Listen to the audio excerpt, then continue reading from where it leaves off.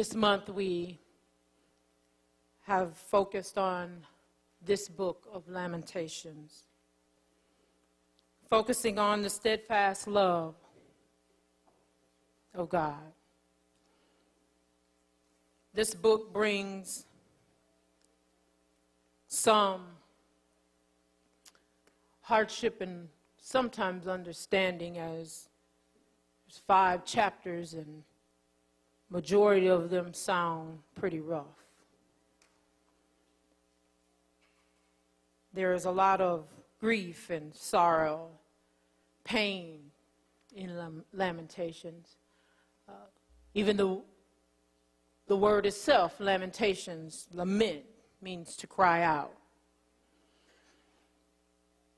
Jeremiah has been given authorship of this book. And Jeremiah has seen and gone through some pain and hurt as he wrote this book as an eyewitness to the fall and the destruction of Jerusalem. He sits as Jerusalem burns in the pile of rubble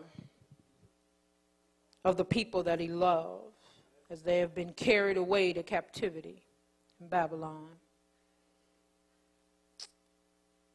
Jeremiah's health has been affected because of his concern for Jerusalem. Emotionally, mentally, and physically, Jeremiah has struggled. For the record tells us, for over 40 years, Jeremiah prophesied of coming judgment. And while he preached to the people, they scorned him for bringing them a sermon of doom. They didn't like what he was saying, and you can imagine that it would be hard to stand before people over 40 years repeating the message to repent, for destruction is near. And then after they didn't listen, the sermon had to change a bit, and he had to tell them to put on their seatbelts because destruction was certain.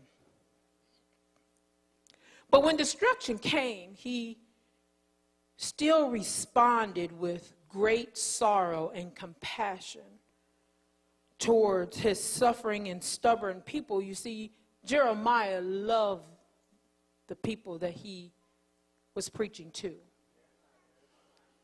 Jeremiah also loved God. And it gave him some torment to be standing in the middle of the tension. That I have to go as a priest and prophet to talk to the people that God has directed me towards. But I love God and I love the people, but I have to tell them that they have to suffer.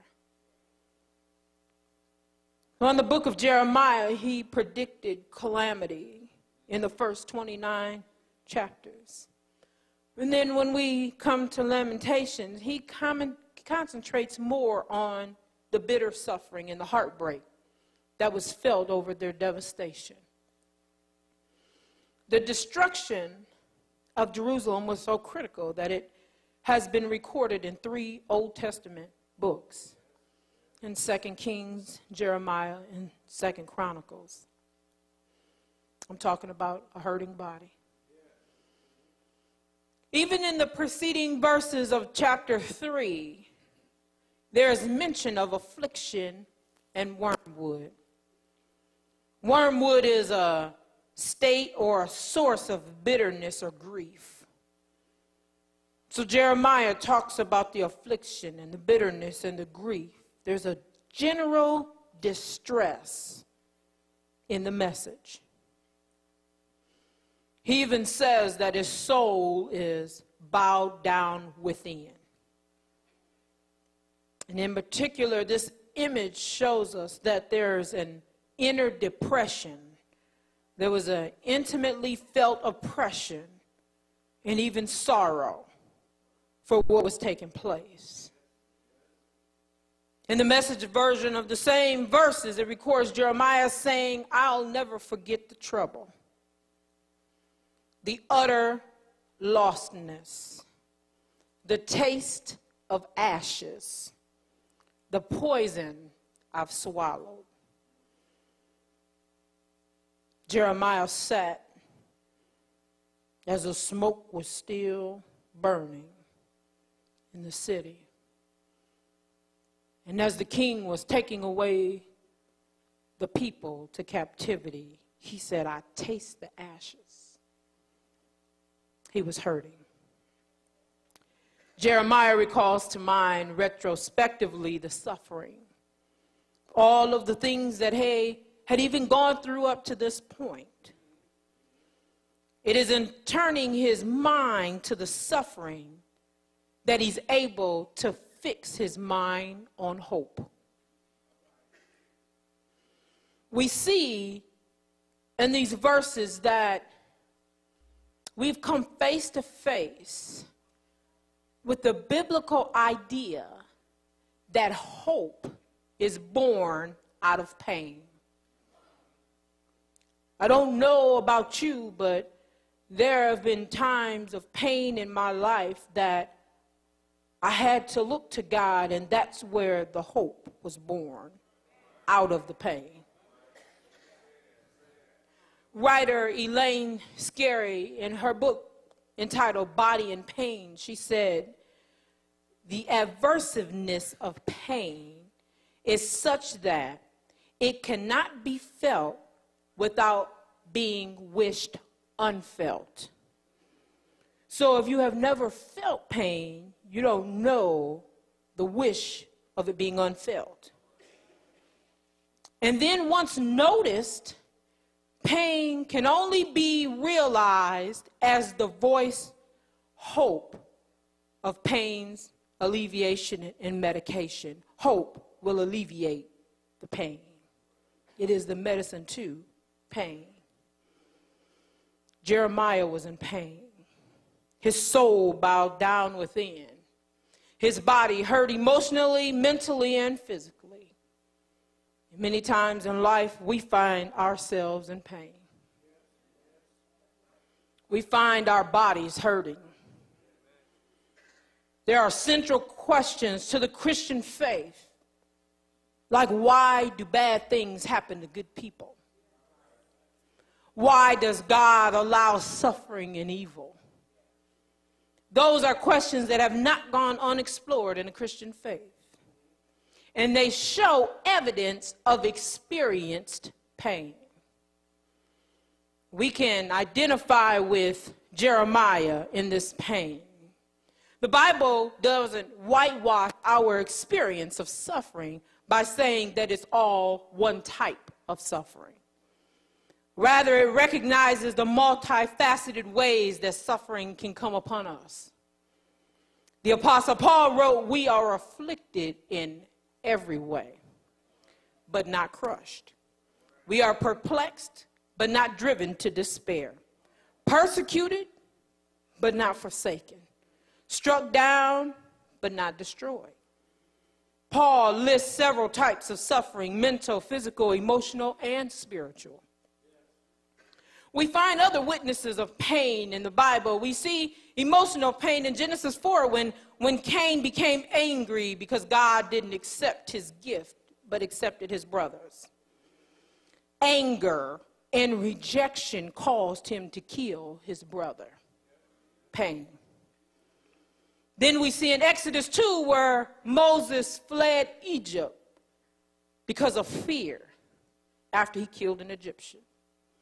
2 Samuel, David suffered pain due to lust with Bathsheba. Pain as King Saul became depressed when he found out that God rejected him as king. We see mental pain after Elijah killed the prophets of Baal. He was running from Jezebel and King Ahab and found himself in the desert under a bush, asking to die. Hannah experienced mental pain because she was barren. Paul experienced mental anguish as he was once a persecutor of the church turned protector of the church. He experienced pain. Jesus himself experienced mental anguish. After his friend Lazarus died, the scriptures say that Jesus wept. There was pain. Even as he was in the garden praying, let this cup pass from me. Nevertheless, not as I will, but as thou wilt. Jesus experienced pain. We also see physical pain with those who suffered with leprosy, the disease that caused one to be excommunicated from their communities and live quarantined outside from their family. We see the woman with the issue of blood. She suffered for 12 years. In Luke 6, we see there is a man with a withered hand, physical pain. We even see a child in Matthew 17 that suffered with epilepsy, physical pain.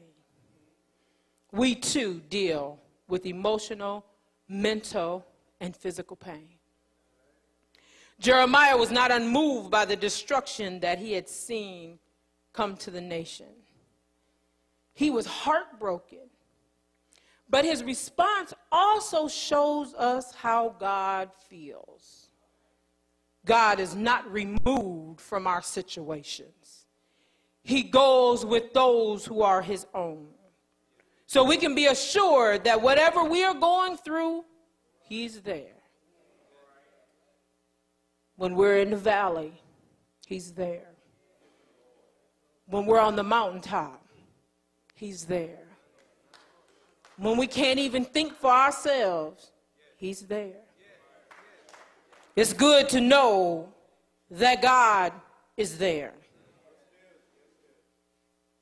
Jeremiah remembers the feeling of hitting rock bottom. Therefore, we see in verse 21, he calls to mind. He calls to mind. He notices his felt pain, and therefore he has hope. He said, I have to call this to remembrance. I have to call this to mind. Now, this is not a naively optimistic hope, but a serious and profound act of expectation that is only too aware of the hurtful reality from which it demands deliverance. When we hurt, we hope for deliverance. So as we look and see what these things Jeremiah calls to mind, the first thing is that bad as things are, it is owing to the mercy of God that they're not worse. We are afflicted, but it is of the Lord's mercies that we are not consumed, as Jeremiah explains. And mercies, pay attention, are plural. It is because of his mercies. It's not that we need forgiveness or granting grace one time, but multiple times he grants mercies, plural. When we are in distress, we should, for the encouragement of our faith and hope, observe what makes for us as well as what makes against us. Things are bad, but they may have been worse. And therefore, there's hope that they may be better. The streams of mercy are acknowledged. We are not consumed. We know that when we look even to Moses, as he stands before a burning bush, the bush is certainly on fire, but it's not consumed. We have to remember that sometimes when we come out of situations, it is only because of his mercy that we weren't consumed. We smell like smoke, but we're not burned. we are not consumed. Yeah. Jeremiah is looking back upon the past. He prophesied the judgment of Jerusalem, and now he weeps as he writes this lament. And despite the severe judgment of God, Jeremiah can see the hand of God's mercy. The people of Jerusalem would have been utterly consumed had it not been for the mercy of God. If they had received their just, they would have been decimated and would have disappeared from the earth. Now, what you need to know is that it looks bad now. Jerusalem has been burned. The people have been carried off to captivity. But there are a remnant of them left. He could have taken them all out, but he didn't. They were not consumed. We all owe it to the sparing mercy of God that we're not consumed. Yeah. Others have been around us and they have been consumed.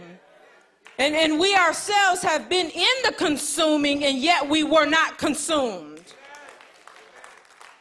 So Jeremiah recalls to mind, and I think that it is helpful that we call to our own mind that we are not consumed. But it's only because of the mercy of God that we still are. Having been dealt with our own sins, we should have been consumed long ago if God dealt with us justly. But we have been dealt with according to God's mercies. I'm talking about hurting bodies.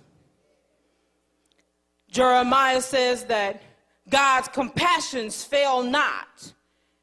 They do not really fail, no, not even in anger when he seems to have shut up his tender mercies.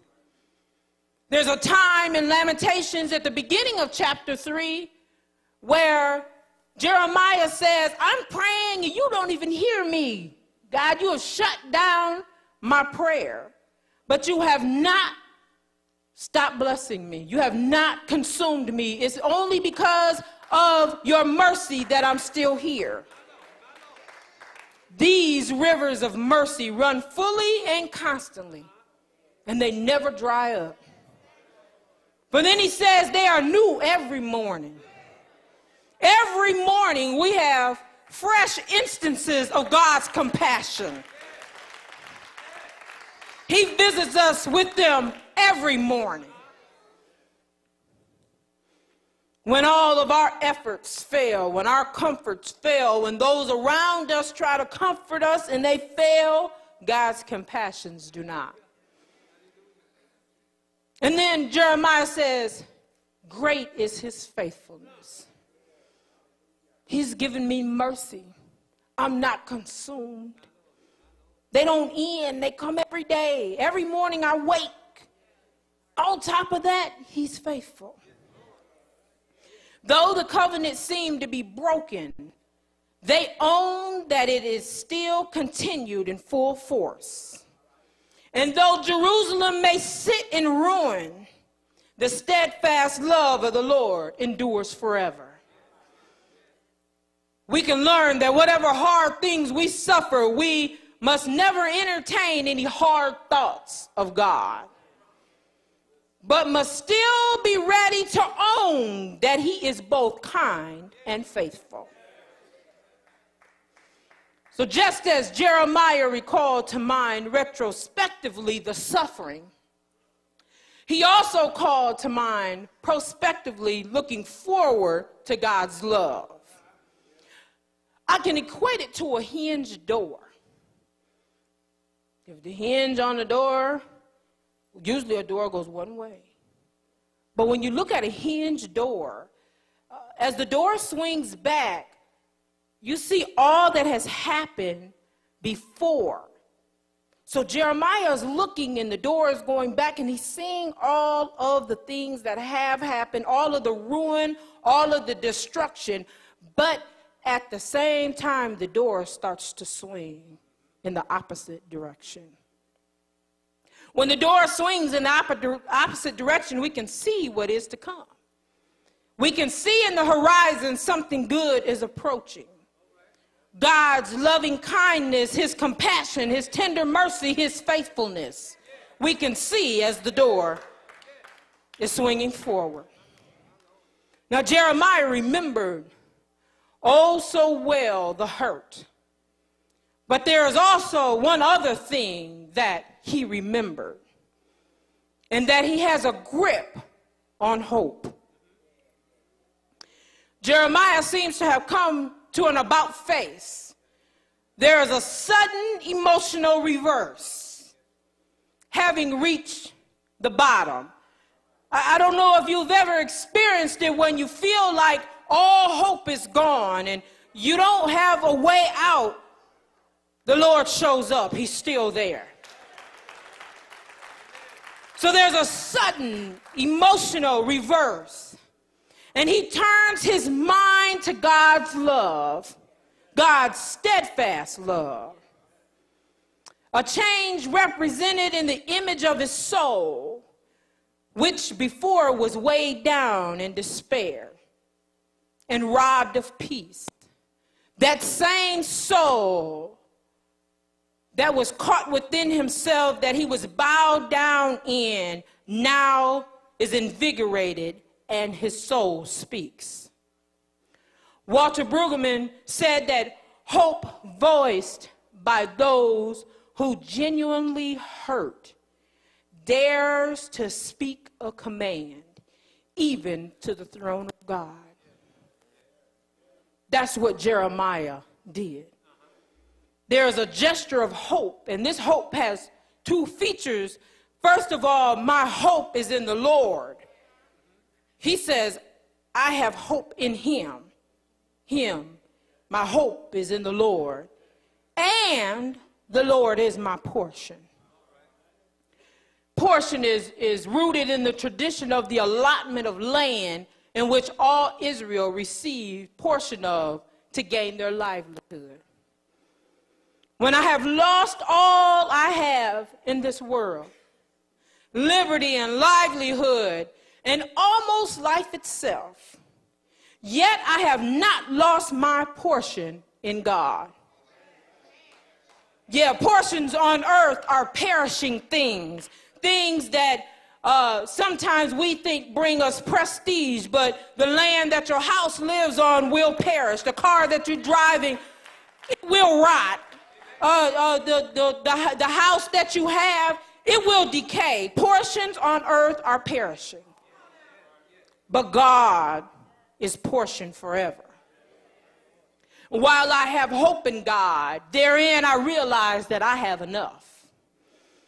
I have that which is sufficient to counterbalance all of my troubles. While I have hope, I know that I have enough, and it is sufficient to counterbalance all of the things that I lose. The Lord is my portion. Whatever we are robbed of, our portion is safe. Thieves and robbers can come and take our material things, but they can't take our portion in God. This is that which I depend upon, and I rest satisfied with, that the Lord is my portion, and therefore I have hope in him.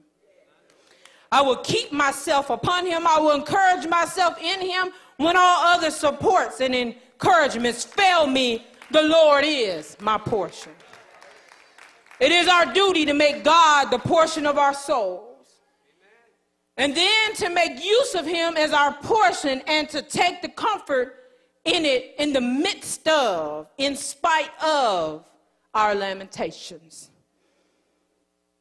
We have hurting bodies, but we can have hopeful lips. Those who make the Lord their portion find it is not in vain to trust in him. For he is good to those who do so. God is and ever will be the all-sufficient happiness of his people. And we have chosen him and depend upon him to be such. The Lord is my portion. The word is, as used as a copula or a link or a connector to connect the subject, which is the Lord, with its predicate adjective, which is portion. I don't know if I have any English majors in the room, but the word is important. Is used as a conjunction of a connector to connect the subject, which is the Lord, with its predicate adjective, which is portion. Or is used in literary constructions with some intransitive verbs to form the perfect tense, which is important.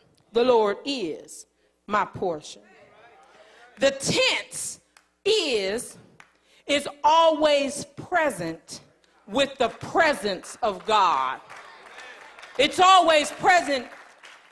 Example, the Lord is my portion yesterday. The Lord is my portion today. The Lord is my portion tomorrow, because he is the same yesterday, today, and forever. Is present tense. Portion means allotment or reward, share, plot, part, inheritance, territory, stability. He is my portion. He's presently my portion. He's everything I need, portion. He's my lot. He is currently my plot. He is currently my inheritance. He is currently my territory. The Lord is my portion. So I believe today that as we experience hurtful bodies, just as we seen Jeremiah, the door hinge is moving. And I think that today we can call David to walk through the Psalms with Jeremiah to use a present tense connector to link the subject, the Lord, with its predicate adjective portion in this praise. And if I were to go back to Walter Brueggemann's statement, I would ask you this morning, would you dare to speak a command this morning, even to the throne of God? I know that your body may be hurting and you may have some emotional pain and some mental pain and some physical pain, but I want to know if we can walk with David through the Psalms with Jeremiah to connect these words together. Then we can join in the chorus of hopeful lips. What is the example? If we walk with David through Psalms, he would say, the Lord is my shepherd. The Lord is my rock. The Lord is my refuge. He is my fortress. He is my shield. Oh, I haven't hit your button yet. The Lord is my deliverer. He is my God. He is my high tower. The Lord is my defense. He is my lot. He is my inheritance. He is my cup. The Lord is gracious. The Lord is righteous. The Lord is full of compassion. The Lord is king. The Lord is full of majesty. The Lord is powerful. The Lord is my help. The Lord is my healer. The Lord is my deliverer. The Lord is my light. He is my salvation. The Lord is my strength. The Lord is my everything. The Lord is enough. The Lord is my portion. And then Jeremiah didn't stop there. When he gets to verse 25, Jeremiah continued to say, the Lord is good. He is good for those who wait for him. To the person who seeks him, he is good to all. His tender mercies are over all his works. All his creation benefit from his goodness. The Lord is my portion. While we wait for him by faith, we must seek him by prayer. Our souls must seek him.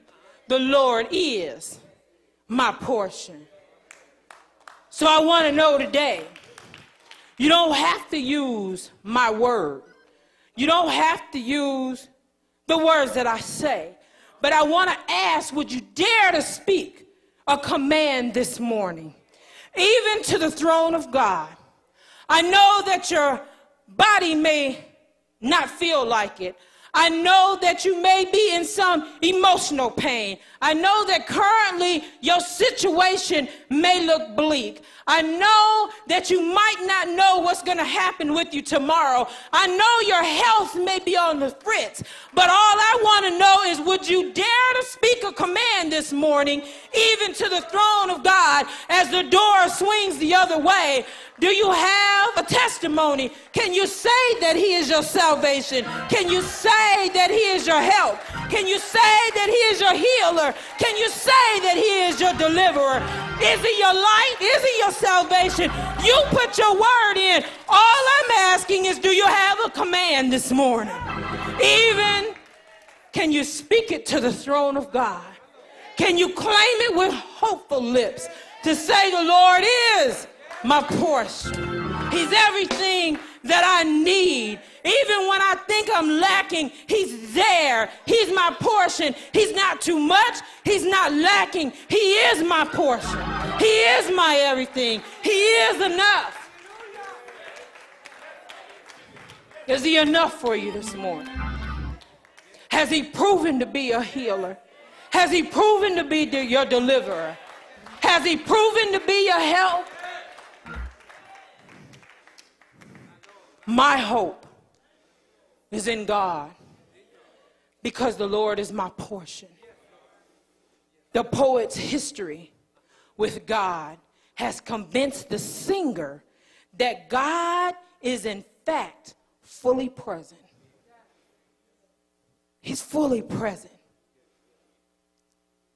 Even on my worst day, God is good. Even on my worst day, he is my portion. Even on my worst day, he's my deliverer. Even on my worst day, he's my hope. Even on my worst day,